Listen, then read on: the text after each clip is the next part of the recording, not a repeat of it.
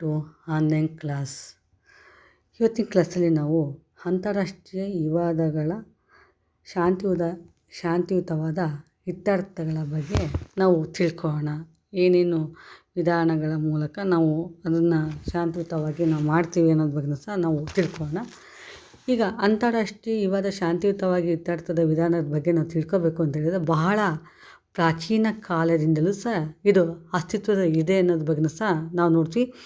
ಇದರಲ್ಲಿ ನಮಗೆ ಗೊತ್ತಾಗ್ತಿದೆ ಏನಪ್ಪ ಅಂತೇಳಿದರೆ, ಇಲ್ಲಿ ನಾವು ನೋಡಿದಾಗ ಕ್ರಿಸ್ತಪೂರ್ವ 300ರಲ್ಲಿ ಈಜಿಪ್ಟ್ನಲ್ಲಿ ನಮಗೇನಾಗಿತ್ತಪ್ಪ ಅಂತೇಳಿದರೆ, ಈಜಿಪ್ಟಿನ ದೊರೆಗಳು ಗಡಿ ವಿವಾದಗಳಿಗೆ ಸಂಬಂಧಿಸಿದಂತೆ ಏನನ್ನು ಮಾಡ್ತಿದ್ರು, ಶಾಂತಿಯುತವಾದ ವಿವಾದಗಳನ್ನು ಮಾಡ್ತಿದ್ರು, ಅನುಸರಿಸ್ತಿದ್ರು ಅನ್ನೋದ್ರ ಬಗ್ಗೆಯೂ ಸಹ ನಾವು ನೋಡ್ತೀವಿ. ಅದಕ್ಕೆ ಪರಿಹಾರವನ್ನು ಸಹ ಕಂಡುಕೊಳ್ತಿದ್ರು ಅನ್ನೋದ್ರ ಬಗ್ಗೆಯೂ ಸಹ ಇತಿಹಾಸದ ಮೂಲಕ ನಮ್ಗೆ ತಿಳಿಸ್ತಿದೆ. ಅಂದರೆ ಶಾಂತಿಯುತವಾದ ಪರಿಹಾರವನ್ನು ಕಳ್ಕೊತಿದ್ರು ಅನ್ನೋದ್ರ ಬಗ್ಗೆಯೂ ಸಹ ಇತಿಹಾಸದ ಮೂಲಕ ನಮ್ಗೆ ಗೊತ್ತಾಗಿದೆ. ಅಂದರೆ ಈಜಿಪ್ಟಿನ ದೊರೆಗಳು ಗಡಿ ಏನಾದ್ರು ವಿವಾದಗಳಿತ್ತು ಅಂತೇಳಿದರೆ ಅದನ್ನು ಶಾಂತಿಯುತವಾಗಿ ಬಗೆಹರಿಸ್ಕೊತಿದ್ರು ಅನ್ನೋದ್ರ ಬಗ್ಗೆಯೂ ಸಹ ನಾವು ನೋಡ್ತಾ ಇದ್ವಿ.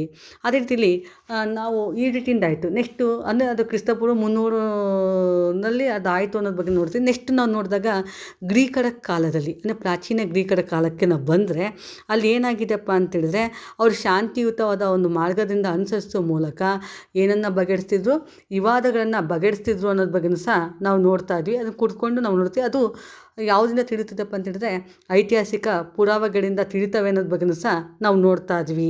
ಅಂದರೆ ಏನೇ ಅವ್ರ ಜಗಳ ಬಂತು ಅಂತೇಳಿದ್ರು ಸಹ ಅದು ಐತಿಹಾಸಿಕ ಅಂದರೆ ಶಾಂತಿಯುತವಾದ ಒಂದು ಮಾರ್ಗದ ಮೂಲಕವೇ ಅವ್ರು ಅನುಸರಿಸ್ತಿದ್ರು ಅನ್ನೋದ್ರ ಬಗ್ಗೆಯೂ ಸಹ ನಾವು ನೋಡ್ತಾ ಇದ್ವಿ. ಅದೇ ರೀತಿಯಲ್ಲಿ 18 ಮತ್ತು 19ನೇ ಮತ್ತು 20ನೇ ಶತಮಾನದಲ್ಲಿಯೂ ಸಹ ನಾವು ಏನು ಮಾಡ್ತೀವಪ್ಪ, ಶಾಂತಿಯುತ ವಿಧಾನದ ಮೂಲಕ ನಾವು ಅದನ್ನು ಬಗೆಹರಿಸ್ತಿದ್ವಿ. ಒಪ್ಪಂದದ ಮಾಡೋ ಮೂಲಕ ಅಲ್ಲಿ ನಮಗೇನಾಗ್ತಿದಪ್ಪ ಬಗೆಹರಿಸ್ತಿದ್ವಿ ಅನ್ನೋದ್ರ ಬಗ್ಗೆಯೂ ಸಹ ನಾವು ನೋಡ್ತಾ ಇದ್ವಿ. ಒಂದು ಒಪ್ಪಂದ ಮತ್ತು ಇದ್ರ ಮೂಲಕ ನಾವು ಬಗೆಹರಿಸ್ತಿದ್ವಿ ಅನ್ನೋದ್ರ ಬಗ್ಗೆ ಸಹ ನೋಡ್ತೀವಿ. ಅಂದರೆ ಇತ್ಯರ್ಥಗಳನ್ನು ಮಾಡ್ತಿದ್ವಿ. ಏನೇ ಕರಾರಾಗಿರ್ಬೋದು, ಯಾವುದೇ ಆಗಿರ್ಬೋದು, ಅದನ್ನು ರಾಜಿ ಮಾಡುವ ಮೂಲಕ ಅದನ್ನು ಬಗೆಹರಿಸ್ತಿದ್ವಿ ಅನ್ನೋದ್ರ ಬಗ್ಗೆ ಸಹ ನಾವು ನೋಡ್ತೀವಿ. ಈಗ ಉದಾಹರಣೆ ನೋಡಬೇಕು ಅಂತೇಳಿದರೆ 1889ರಿಂದ ಮತ್ತು 1889 ಮತ್ತು 1907ರಲ್ಲಿ ಏನಾಯ್ತಪ್ಪ ಅಂತೇಳಿದರೆ, ನಮಗೆ ಏಕ ಸಮ್ಮೇಳನದಲ್ಲಿ ಲೀಗ್ ಆಫ್ ನೇಷನ್ನಲ್ಲಿ ಪ್ರಣಾಳಿಕೆಗಳಲ್ಲಿ ಅಂತಾರಾಷ್ಟ್ರೀಯ ಶಾಶ್ವತವಾದ ಒಂದು ನ್ಯಾಯ ಕಾನೂನನ್ನು ನಾವು ಸ್ಥಾಪನೆ ಮಾಡ್ಕೊಂಡ್ವಿ ಅನ್ನೋದ್ರ ಬಗ್ಗೆ ಸಹ ನಾವು ನೋಡ್ತಾ ಇದ್ವಿ.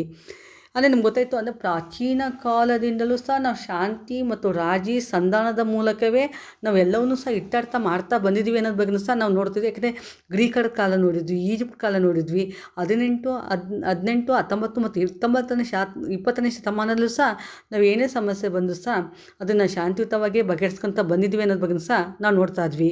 ಹಾಗಾದರೆ ಇದರ ಅರ್ಥದ ಬಗ್ಗೆ ನಾವು ತಿಳ್ಕೊಳ್ಳೋಣ. ಯಾಕೆಂದರೆ ಅಂತಾರಾಷ್ಟ್ರೀಯ ವಿವಾದವನ್ನು ಶಾಂತಿಯುತವಾಗಿ ಇತ್ಯರ್ಥ ಮಾಡ್ಕೋಬೇಕು ಅಂತೇಳಿದರೆ ನಮಗೆ ವಿಧಾನದ ಬಗ್ಗೆ ಪ್ರಾಚೀನ ಕಾಲದಿಂದಲೂ ಸಹ ಇದು ಎಲ್ಲ ಅಂಶಗಳನ್ನು ಒಳಗೊಂಡಿದೆ ಅನ್ನೋದ್ರ ಬಗ್ಗೆ ಸಹ ನೋಡುತ್ತೆ. ಅದಕ್ಕೆ ಸಹ ಇದು ಹೆಚ್ಚು ಪ್ರಬುದ್ಧಮಾನಕ್ಕೆ ಬಂದಿದ್ದು ಯಾವಾಗ ಅಂತೇಳಿದರೆ, ಅಂದರೆ ಇದು ಬೆಳಕಿಗೆ ಬಂದಿದ್ದು ಯಾವಾಗ ಅಂತೇಳಿದರೆ 20ನೇ ಶತಮಾನದಲ್ಲಿ ಅನ್ನೋದ್ರ ಬಗ್ಗೆ ಸಹ ನಾನು ನೋಡ್ತೀವಿ.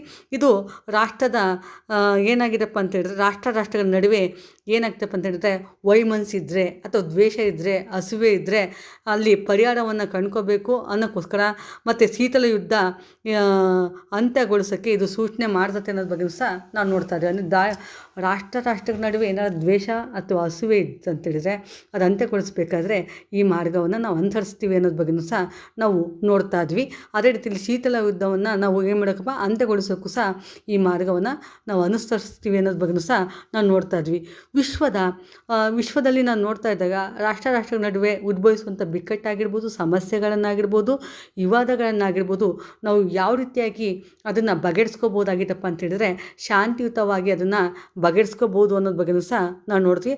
ಅಂದರೆ ವಿವಾದಕ್ಕೆ ಇತ್ಯರ್ಥಗಳನ್ನು ಮಾಡ್ಕೋಬೋದು ಮತ್ತು ಶಾಂತಿಯುತವಾಗಿ ಯಾವುದೇ ಆಗಲಿ ನಿಧಾನವಾಗಿ ನಾವು ಅದನ್ನು ಕುಂತು ಏನು ಮಾಡ್ಕೋಬೋದಮ್ಮ, ಬಗೆಹರಿಸ್ಕೋಬೋದು ಅನ್ನೋದ್ರ ಬಗ್ಗೆ ಸಹ ನಾವು ನೋಡ್ತಾ ಇದ್ವಿ. ಅದಕ್ಕೆ ಈ ಮಾರ್ಗದ ಮೂಲಕ ಅದನ್ನು ನಾವು ಇದು ಮಾಡ್ಕೋಬೋದಾಗಿದೆ ಅನ್ನೋದ್ರ ಬಗ್ಗೆ ಸಹ ನಮಗೆ ಅರ್ಥ ಆಗ್ತಾಯಿದೆ. ಅದೇ ರೀತಿಯಲ್ಲಿ ರಾಷ್ಟ್ರಗಳ ನಡುವೆ ಯಾವುದೇ ಒಂದು ವಿಷಯದ ಬಗ್ಗೆ, ಸಂಬಂಧದ ಬಗ್ಗೆ ವಿವಾದ ಉಂಟಾದರೆ ಅದಕ್ಕೆ ಯುದ್ಧ ಕಾರಣವಾಗುವಂಥ ಸಾಧ್ಯತೆ ಇರ್ತದೆ.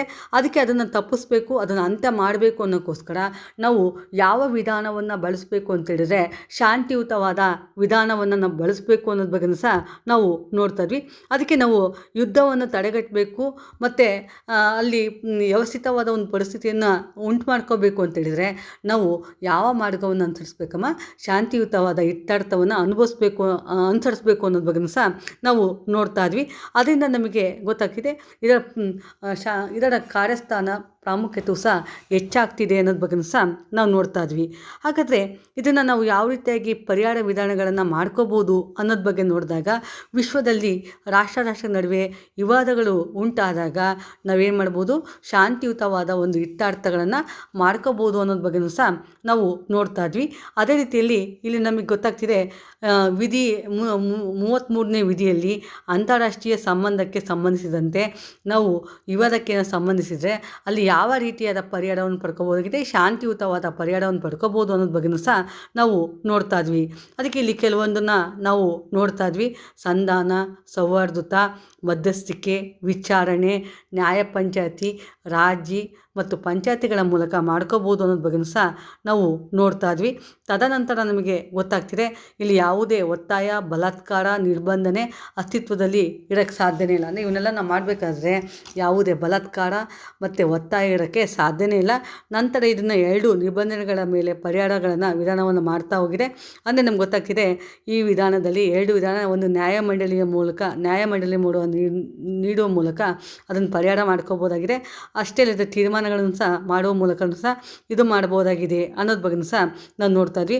ಈ ರೀತಿಯಾಗಿ ನಾವೇನು ಮಾಡ್ತೀವಿ, ನಿಬಂಧನೆಗಳ ಮೂಲಕ ನಮಗೇನೇ ಸಮಸ್ಯೆ ಇರಲಿ, ಬಿಕ್ಕಟ್ಟಿರಲಿ, ಅದು ಶಾಂತಿಯುತವಾಗಿ ಇತ್ಯರ್ಥಗಳನ್ನು ಮಾಡುವ ಮೂಲಕ ನಾವು ಅದರ ಪ್ರಾಮುಖ್ಯತೆ, ಅದರ ಮಹತ್ವ ಏನಾಗ್ತೀವ, ಈ ರಾಜ್ಯ ಆಗಿರ್ಬೋದು, ಸಂಧಾನ ಆಗಿರ್ಬೋದು, ಮಧ್ಯಸ್ಥಿಕೆ ಆಗಿರ್ಬೋದು, ವಿಚಾರಣೆ ಆಗಿರ್ಬೋದು, ನ್ಯಾಯ ಪಂಚಾಯತಿಗಳಾಗಿರ್ಬೋದು, ಇವುಗಳ ಮಾಡುವ ಮೂಲಕ ಅದನ್ನು ಸಮಸ್ಯೆಗಳನ್ನು ಬಗೆಹರಿಸ್ಕೊಂಡು ಆ ರಾಷ್ಟ್ರವನ್ನು ಶಾಂತಿಯುತವಾಗಿ ವಿಶ್ವಶಾಂತಿಯನ್ನು ಮಾಡ್ಬೋದು ಅನ್ನೋದ್ರ ಬಗ್ಗೆಯೂ ಸಹ ನಾವು ಹೇಳ್ಬೋದಾಗಿದೆ. ಇಷ್ಟನ್ನು ಇವತ್ತಿನ ಕ್ಲಾಸಲ್ಲಿ ತಿಳ್ಕೊಳ್ರಿ. ನೆಕ್ಸ್ಟ್ ಕ್ಲಾಸಲ್ಲಿ ಮುಂದಿನ ಟಾಪಿಕ್ ಬಗ್ಗೆ ನೋಡೋಣ. ಥ್ಯಾಂಕ್ಸ್.